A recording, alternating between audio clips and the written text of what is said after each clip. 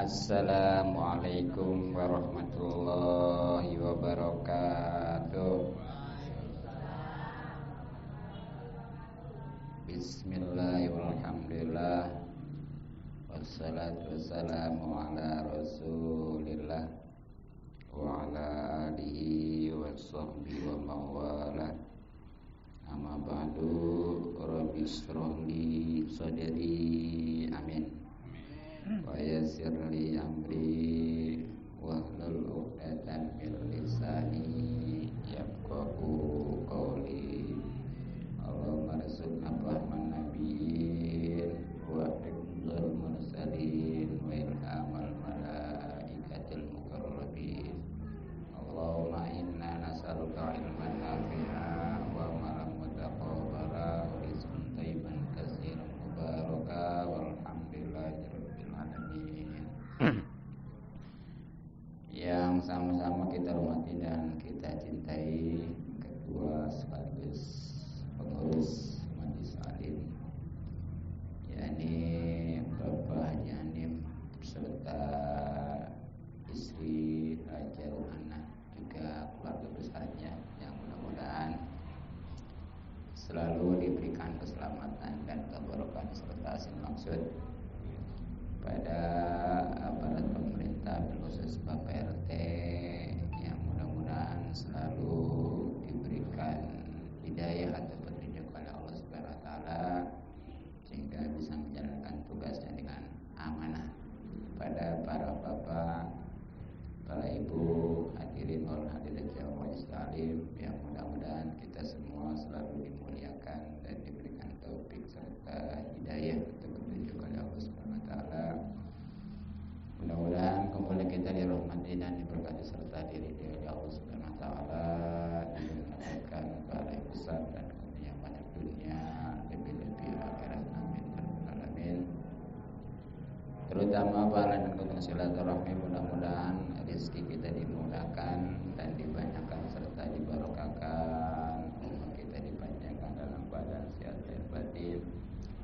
Dan dengan pembacaan hadiah puji juga doa tadi mudah-mudahan diterima oleh Allah Subhanahu wa taala sehingga para ahli kubur kita, khususnya guru-guru kita, orang tua, mertua dan saudara-saudara kita, diampuni dosa-dosanya, diterima amal ibadahnya, terutama diri Allah Subhanahu wa taala.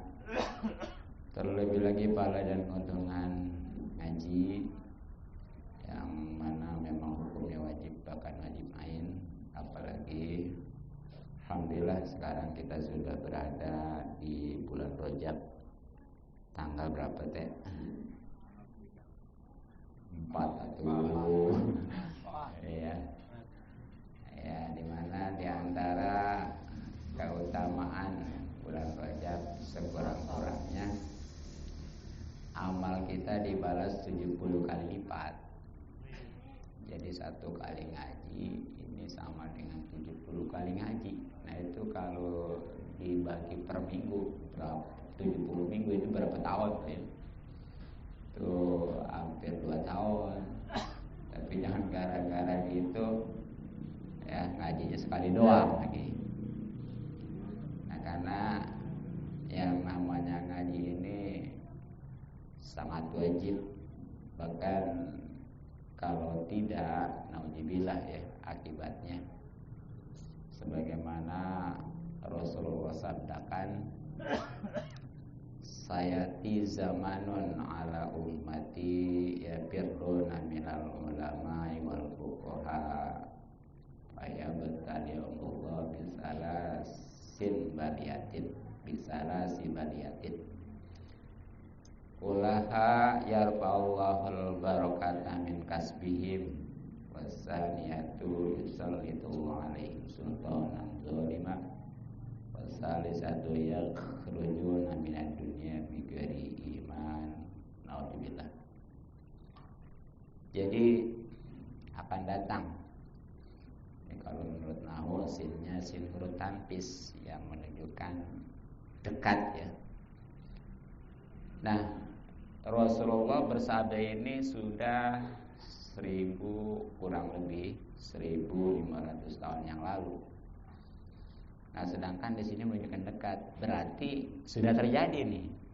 Tapi mudah-mudahan kita mah nggak termasuk ya.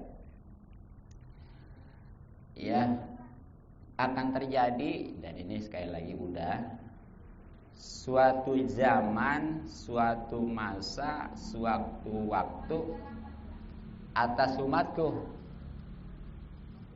khususnya kita nih ya, yang mana umatku itu mereka pada berlari menjauh daripada ulama dan fuqaha.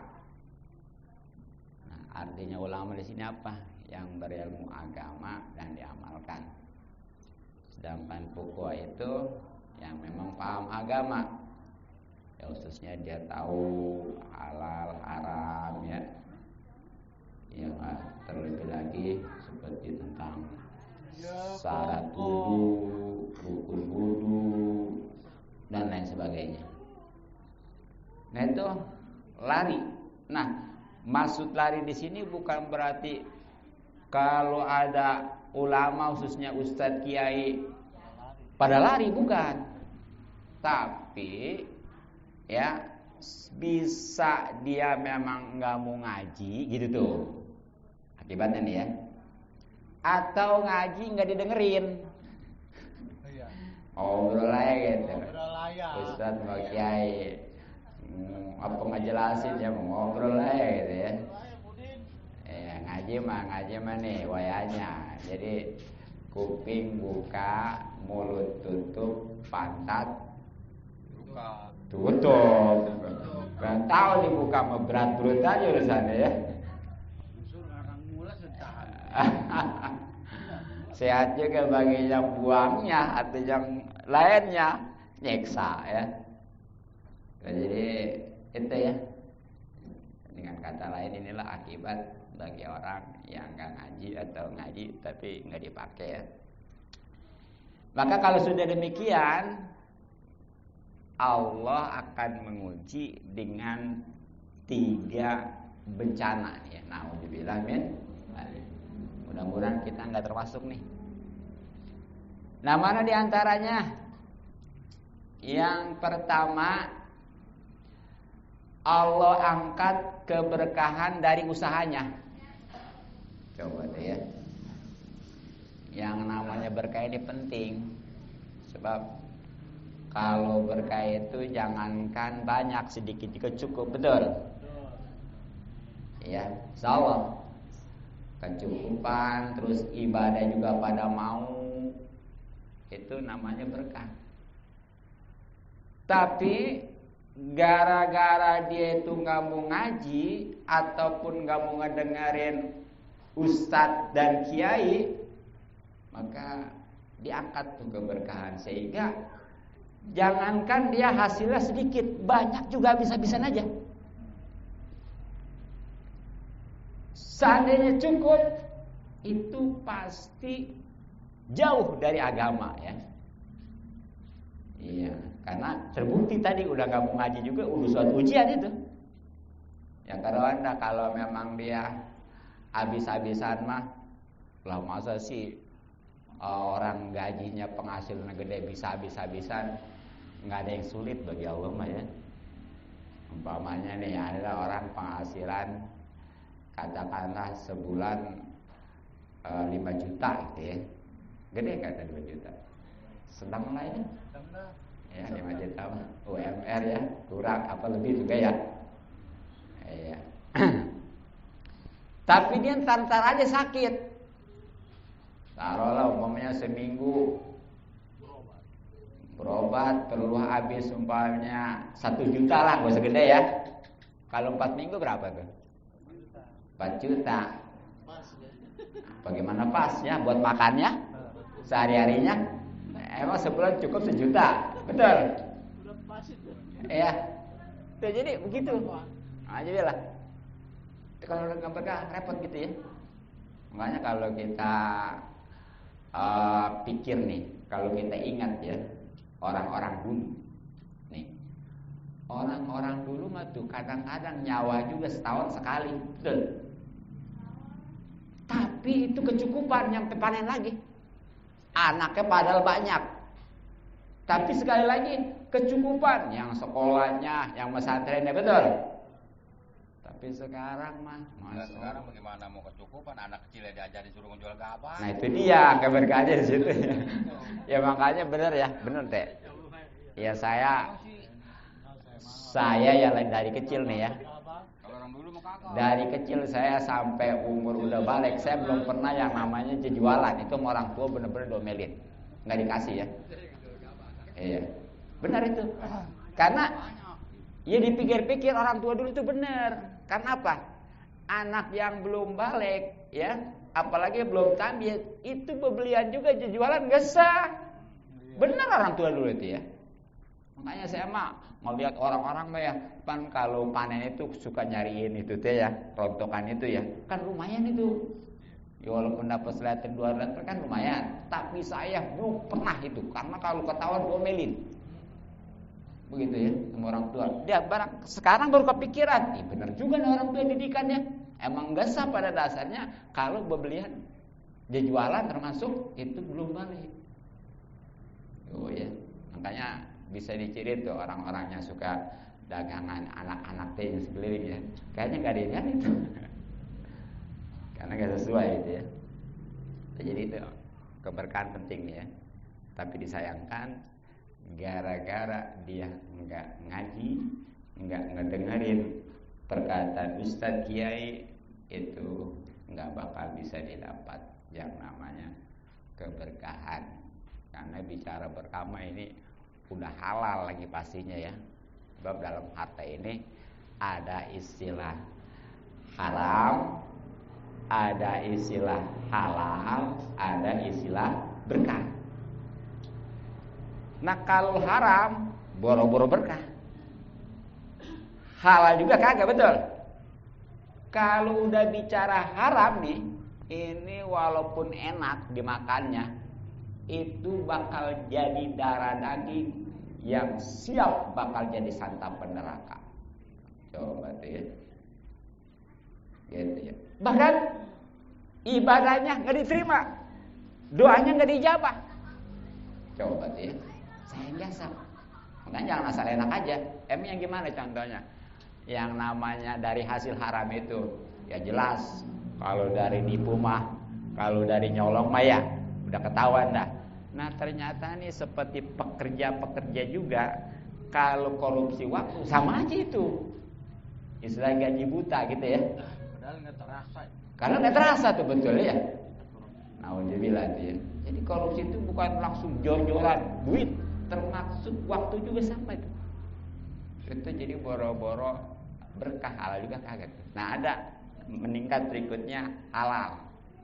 Halal ini yang mana? Alhamdulillah. Dia kalau dagang mah nggak pakai sumpah, barangnya juga bener ya. Kalau memang itu yang jelek atau dimurahin, yang bagus dimahalin gitu ya, sesuai gitu. Nah, tapi sayang dia itu nggak ibadah. Jangan enak-enakan tuh, walaupun dia rajin nih kerjanya, dagangnya, usahanya, hasilnya juga luar biasa. Kalau dia nggak ibadah, tetap aja. Dan ibadah itu walaupun dia rajin juga ibadah, kalau nggak ada ilmunya mah nggak ada apa-apanya, anggap aja nggak ibadah. Dan untuk bisa dapat ilmu, kembali nih ke yang namanya ngaji, dekat ke ulama, ke ustaz, paham? Gitu. Jadi jangan, yang penting ibadah, bahasanya ikhlas. Bagaimana ikhlasnya? Itu ya, yang kedua, yang pertama tuh. Yang kedua, ujian bagi orang yang menjauh dari ustadz kiai ya. Yang menjauh di sini tadi maksudnya nggak mau ngaji atau nggak mau dengerin, adalah akan diberikan pemimpin yang zalim, yang bukan mestinya melayani rakyat, mengayomi rakyat, memperhatikan rakyat. Pada dasarnya yang namanya pemimpin itu adalah khodam. Khodam itu pembantu pelayan rakyat sebenarnya mah.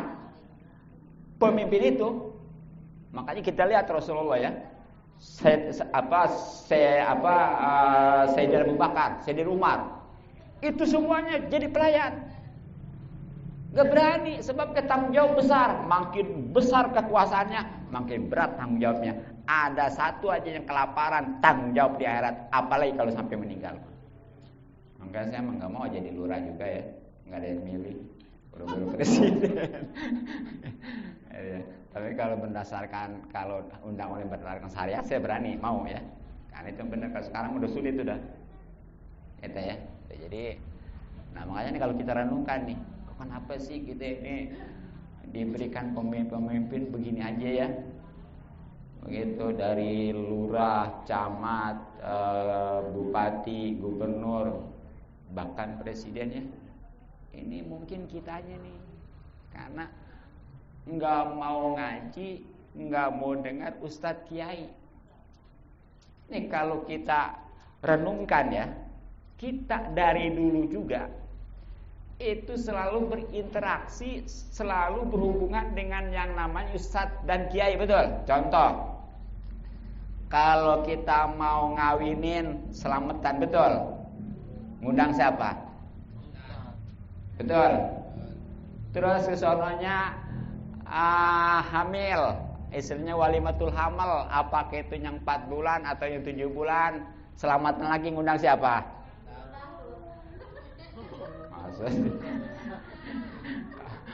Parah.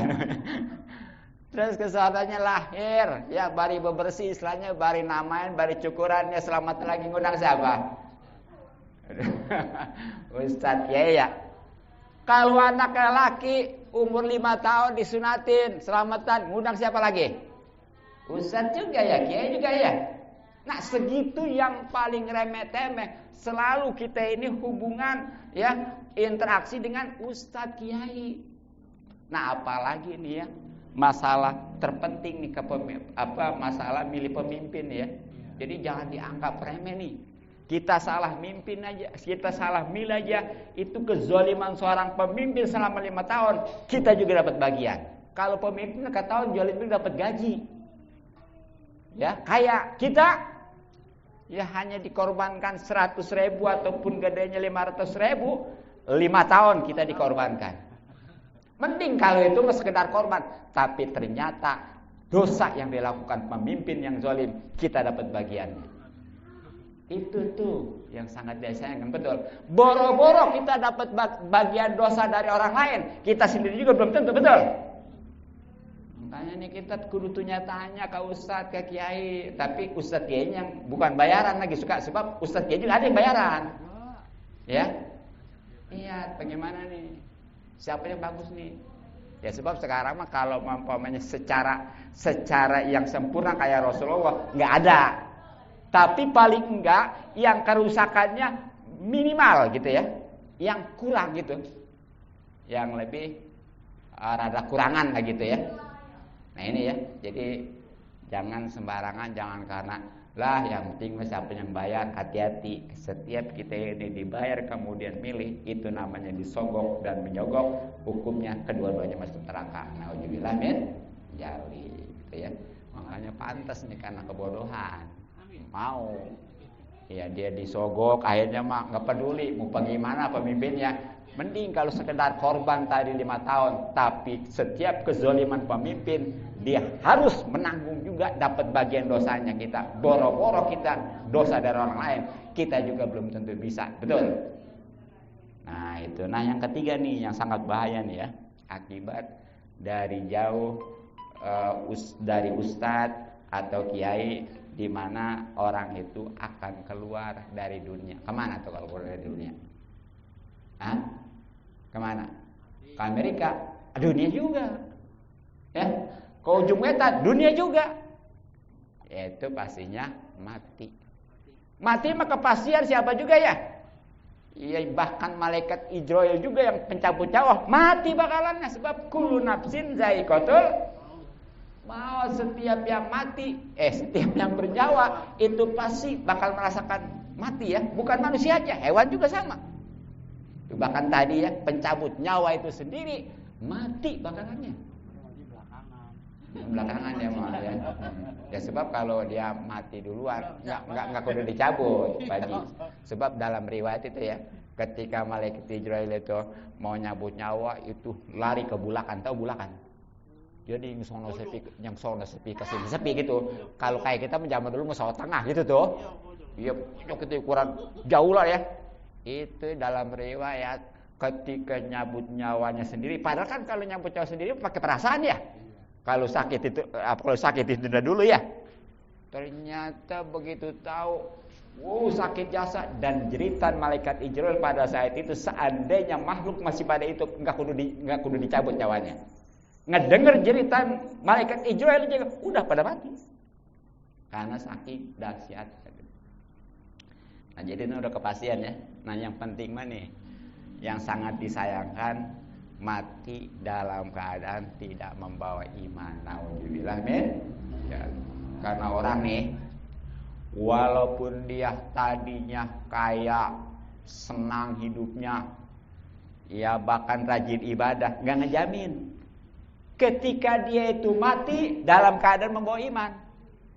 Akibat tadi nggak mau ngaji, nggak mau mendengar ustadz dan kiai.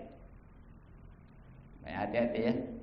Dan makanya tuh kalau kita ada keluarga yang lagi sakaratul maut, itu jangan ditinggalin. Jangan istilahnya sibuk nyari pertolongan, bantuan ke sono kemari ya, itu ditinggal, takutnya matinya dalam keadaan su'ul khotimah. Jadi kawal tuh, kecuali kalau ada 2 orang ya, yang satu boleh minta bantuan, yang satu mah kawal terus. Bagaimana caranya? Talkinin supaya dia bisa mengucapkan, paling bagusnya syahadat ya. Asyhadu alla ilaha illallah wa asyhadu anna Muhammadar Rasulullah. Seandainya enggak juga, minimal la ilaha illallah Muhammadar Rasulullah. Enggak bisa juga, Allah udah bagus. Tapi ini jangan terus-terusan ya. Udah, kalau memang dia udah bisa ngucapin mah, udah kita pantau aja gitu. Kalau memang enggak ngomong yang lain, itu cukup ya. Tapi kalau udah habis dituntun gitu, ditalkin gitu, kemudian dia ngomong yang lain, itu tuntun lagi. Pokoknya betul-betul dikawal, betul-betul dikontrol ya, supaya dia nanti keluar dari dunianya matinya dalam keadaan membawa iman tuh. Dan diantaranya caranya nih, kalau pengen matinya membawa iman, dan ini suatu kebahagiaan yang luar biasa, karena walaupun dia tadinya hidupnya susah di dunia dan ibadahnya pas-pasan, kalau matinya dalam keadaan membawa iman, ini ada harapan bahagia di akhirat. Tapi kalau sebaliknya, walaupun dia kaya, kemudian ibadahnya rajin bahkan ya, tapi matinya enggak dalam keadaan membawa iman, su'ul khotimah, tetap di dunia doang senang, tapi di akhirat bakal sengsara selama-lamanya. Nauzubillah min dzalik. Nah, itulah mungkin ya sekedar tausiah, nasihat untuk kita semua ya. Nah, selanjutnya, khusus diri saya pastinya ya. Nah, selanjutnya sebagaimana biasanya kajian kita fikih, karena ini penting ya. Sebab orang walaupun udah yakin saya pengen ibadah betul-betul supaya matinya ini husnul khotimah, tapi kalau ibadah yang enggak benar tadi, boro-boro dapat pahala sah juga kagak. Bahkan orang yang ibadah tanpa didasari dengan ilmu, itu sama halnya enggak ibadah. Berarti kewajiban belum gugur juga, masih tetap dosa. Nauzubillah min dzalik. Hadirin wal rahimakumullah, kajian kita pada kesempatan ini tentang kesunahan wudu ya. Alhamdulillah, dari mulai syaratnya, kemudian rukunnya atau fardunya. Nah, sekarang kesunahannya ini supaya tahu semua. Ya, walaupun memang artinya sunnah itu kalau dikerjakan dapat pahala, seandainya enggak juga enggak dosa dan wudu tetap sah.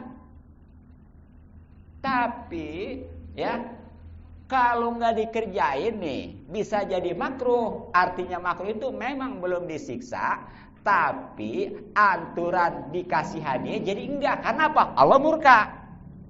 Paham enggak? Contoh nih, bapak-bapak nih kalau lagi senang sama istri gimana tuh? Loyar, bener? Aduh, sama kasih lagi haya deh. Makanya loyar ya, jangankan dipinta, nggak dipinta juga, betul. Kalau lagi senang, karena istrinya menyenangkan. Tapi sebaliknya, ketika istrinya itu ngeselin, ya, kan otomatis kita juga kesel, suami. Nah, pada saat itu jangankan istilahnya istri itu nggak minta juga dikasih nggak kira-kira? Itu kayak begitu. Jadi memang kalau orang baru murka sama Allah ya, baru benci doang itu belum disiksa, tapi mestinya dapat hadiah, mestinya dikasih pahala, jadi enggak. Kan ibaratnya kayak orang kerja nggak digaji, ada yang mau? Dagang rugi mulu karena nggak ada gaji kan. Kerja makan Rwanda walaupun belum dipecat gitu, tapi kan nggak ada yang mau ya. Ngapain kerja nggak digaji, betul? Nah makanya walaupun sunnah juga ini nggak kalah pentingnya kita kudu tahu. Nah, ada berapa dan apa aja kesunahan wudu? Sebagaimana di sini dikatakan wasunanuhu. Sunnahnya wudu, ayal wudu iyani wudu asyaratun, asyaratu asya'a, itu ada 10 perkara. Wa fi badinu sohil matni, dan pada sebagian salinan matan mah pakai ibarat asru hisolin. Itu sama juga artinya mah 10 perkara. Cuma kalau yang tadi mah pakai asyaratu asya'a, kalau yang bawahnya mah pakai asru hisolin gitu ya. Ya artinya mah sama-sama juga.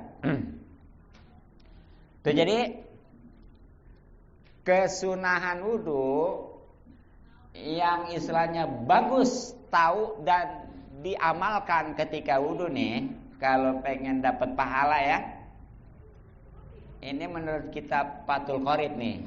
Jadi nanti kalau ada yang lebih, ada yang kurang, jangan disalahin. Takutnya referensinya kita beda ya.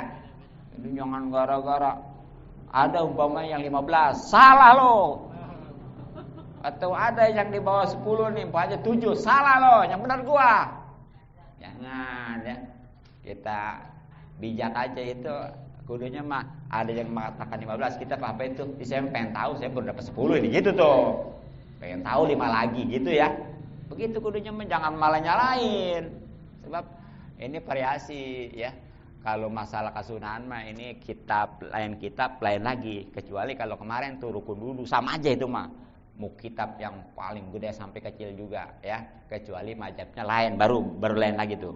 Kalau mazhab Syafi'i dari kitab yang paling kecil sampai yang paling gede tetap nggak kurang nggak lebih, itu ada 6. Nah, sedangkan kalau masalah kesunahan mah di sini variasi, tergantung ya kitabnya. Nah untuk kitab ini ada 10. Masa sih 10 juga repot amat ya, tinggal ngapalin 1, 2, 3, 4, 5, 6, 7, 8, 9, 10 gitu ya. Nah mana diantaranya nih yang 10 ini?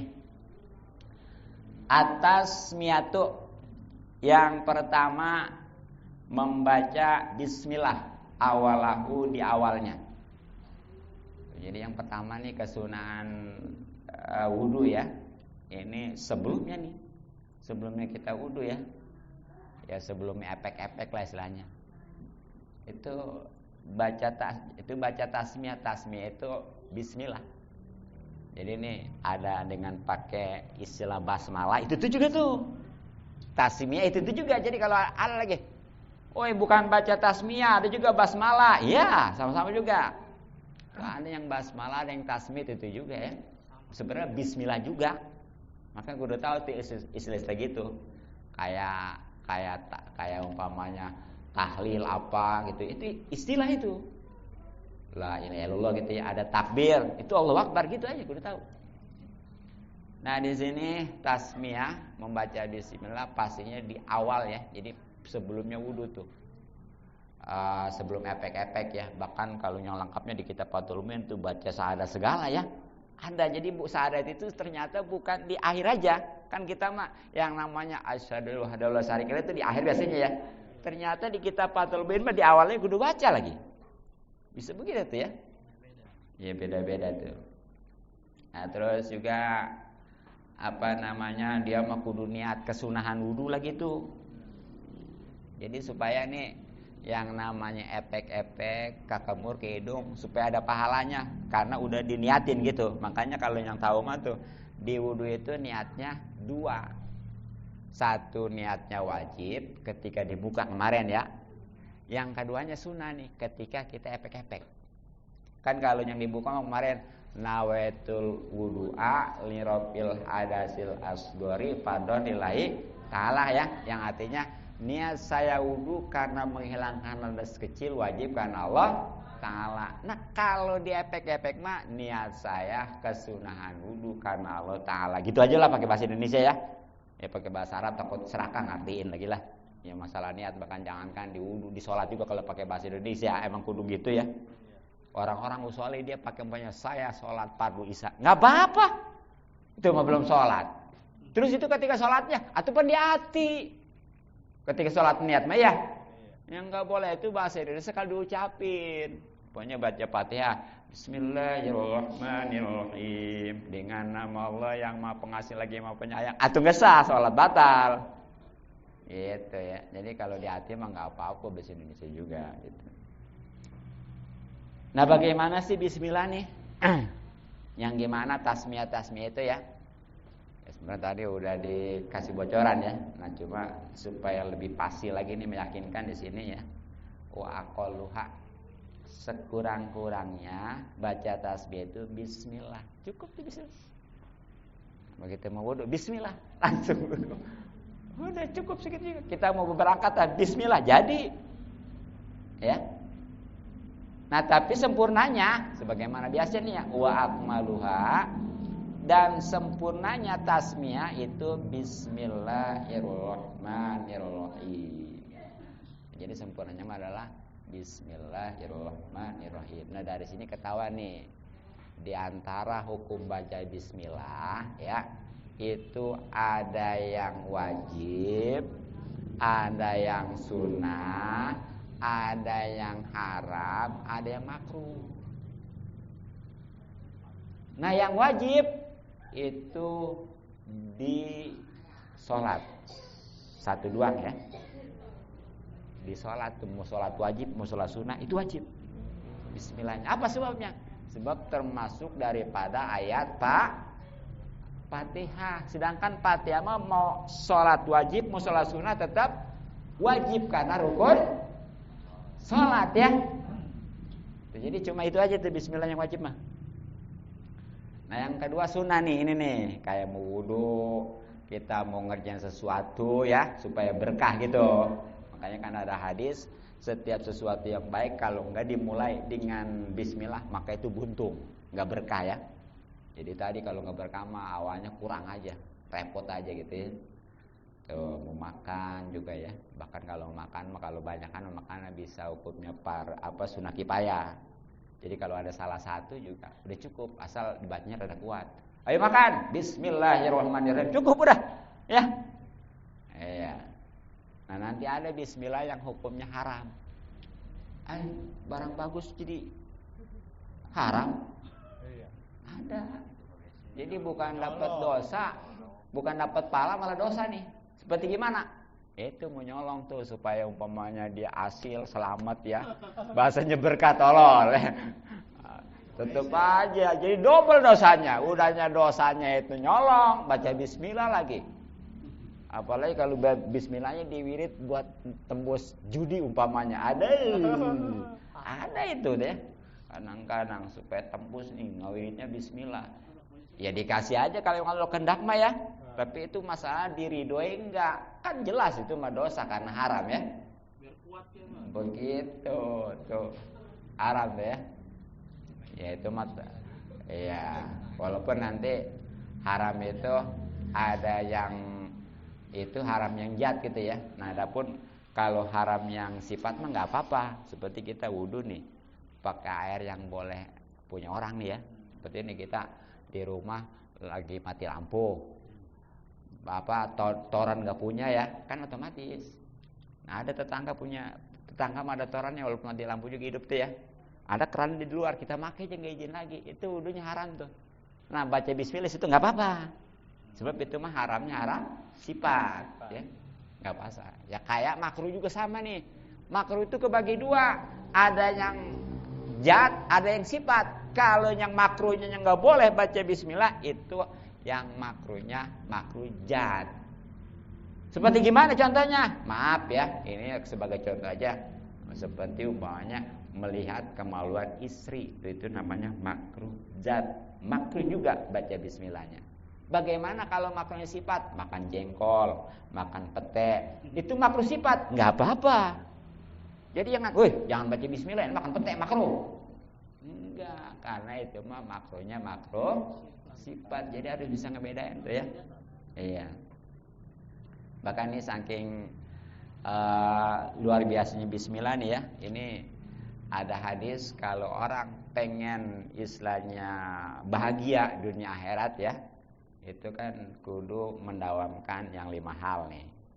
Di antaranya dia setiap memulai sesuatu jangan lupa, jangan malas, khususnya yang baik-baik tadi ya.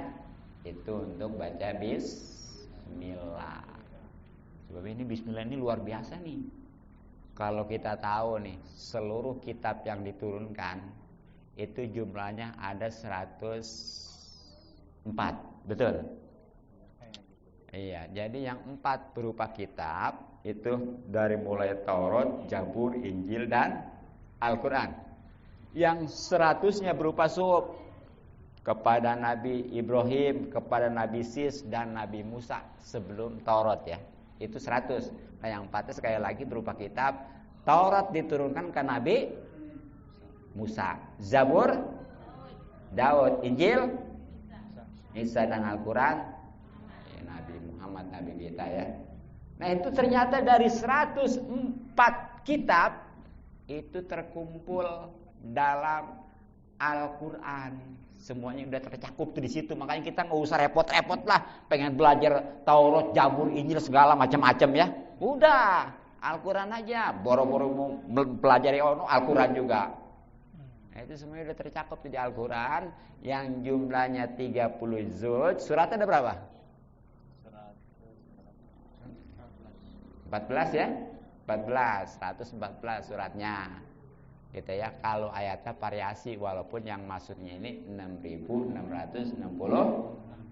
Itu udah tercakup di situ semua tuh kitab-kitab. Nah, ternyata Al-Qur'an yang jumlahnya 30 juz, 114 surat dan 6.000 yang masuk 6.666 ayat itu terrangkum dalam satu surat, yaitu surat pembuka.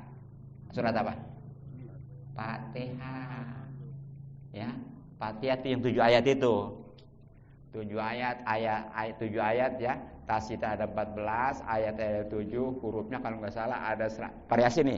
Ada yang 156, ada yang 153 gitu ya. Itu bagaimana? Malikinya kan boleh panjang, boleh pendek kan? Kalau Fatihah mah. Kalau Fatihah mah tuh malikinya boleh maliki yaumiddin. Jadi ada 2 harkat ya. Boleh maliki, tapi kalau baca surat Al-Falaq mah Al-Falaq kan Anas ya.